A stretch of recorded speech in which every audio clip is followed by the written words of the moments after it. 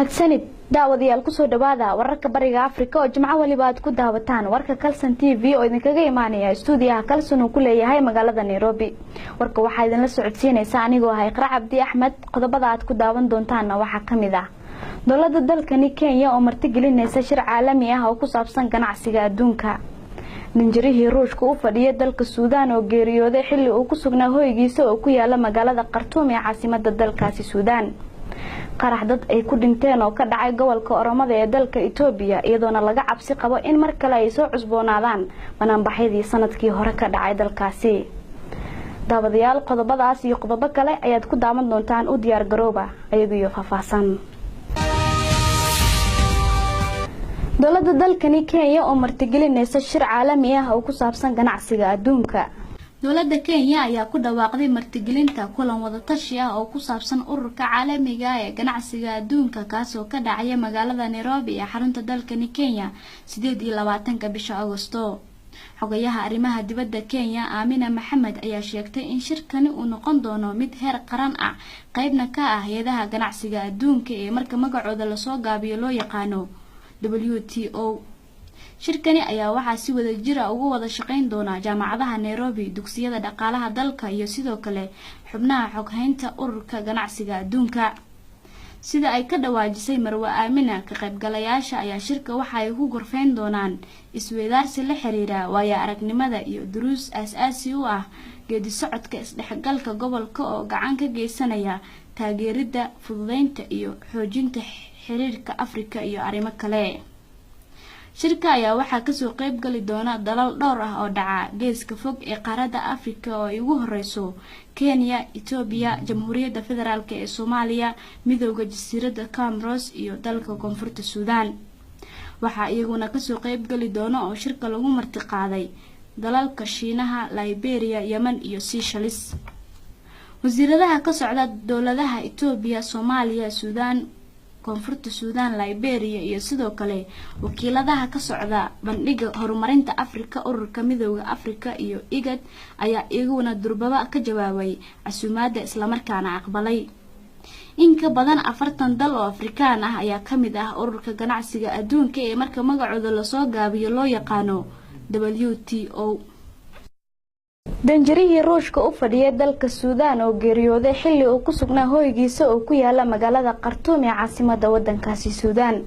sida warbixinta warkan inoogu faahfaahinayo wariyahayaga Ilyas Lafoole. safiirkii dowladda Ruushka u fadhiyay dalka Suudaan oo lagu magacaabay jiray Mirga Shireniski ayaa meedkiisa laga helay barkad dabaal oo hoygiisa gudaha magaalada Khartoum ee xarunta waddanka Suudaan. danjiraha ayaa lagu ogaa inuu qabay xanuunka dhiigkarka oo muddo ka cabanayay waxaana la aaminsan yahay inuu si kadiisa ugu geeriyooday xanuunkan. sida uu xaqiijiyay afhayeen u hadlay laamaha ammaanka dowladda Suudaan wakaaladda wararka ee Reuters, meydka danjiraha ayaa la helay fiidnimadii Arbacada. gabar iyana u hadashay shaqaalaha safaaradda Ruushka ee Suudaan waxa ay sheegtay in markii ay arkeen meydka safiirka oo dul sabeynaya biyaha barkada yar ee dabaasha ee gawaarida gurmadka degdega ugu yeereen, balse nasiib darro aanay nafibo ku soo gaarin. wasaaradda arrimaha dibadda Suudaan ayaa uga tacsiideysay dowladda Ruushka dhimashada danjira Shireniski oo 60 sano jir ah, kaasoo noqonaya danjirihii afraad ee dowladda Ruushka sanad gudihii geeriyooda isagoo gudanaya waajibaadkiisa qaran. qarax ay dad ku dhinteen oo ka dhacay gobolka Oromada ee dalka Itoobiya iyadoona laga cabsi qabo in mar kale ay soo cusboonaadaan bannaanbaxyadii sanadkii hore dhacay.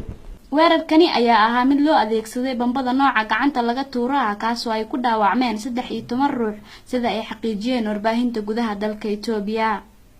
qaraxani ayaa yimid ka gadaal markii guud ahaan gobolka Oromada looga dhawaaqay 5 maalmood oo bannaanbaxyo ah isla markaana looga soo horjeedo go'aanka canshuur kordhinta ay dowladdu ku soo rogtay ganacsatada yaryar ee gobolka.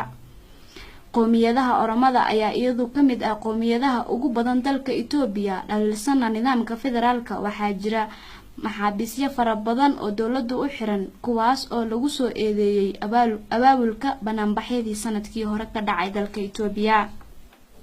Jima oo kamid ah magaalooyinka ugu muhiimsan koonfur galbeed ee dalka Itoobiya oo ah dhul bacrimin ah isla markaana dowladdu dhawaan qorsheysay in ay dib u dejin ugu sameyso 100,000 oo beeraley ah.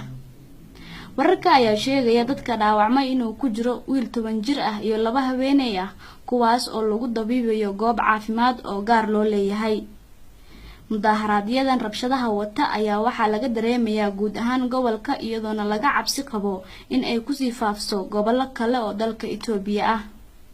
sanadkii hore ayay ahayd markii banaanbaxyo waaweyn ay gilgileen ammaanka guud ee dalka Itoobiya kuwaas oo keenay in la xiro kumanaan dad ah oo iyagu ugu badan qoomiyadaha Amxaarada iyo Oromada kuwaas oo lagu tuhunsan yahay inay ka dambeeyeen abaabulka banaanbaxyo looga soo horjeedo dawladda. وهجاك داوديال وحين تكسو أفميريا وركي بريق أفريقيا وإنكري إيمانية استوديها كالسنو كلها هاي مقالة نيروبي وركا وحايدين لسعودسين يساني وإقرأ عبدي أحمد إقرأ كيف إنتا وركا حياكو كل مدونة وحايدين كيجي تجي أسيدا سيو أمانا الله عندي بنكو عليو قيبه كلا وركا كهراي.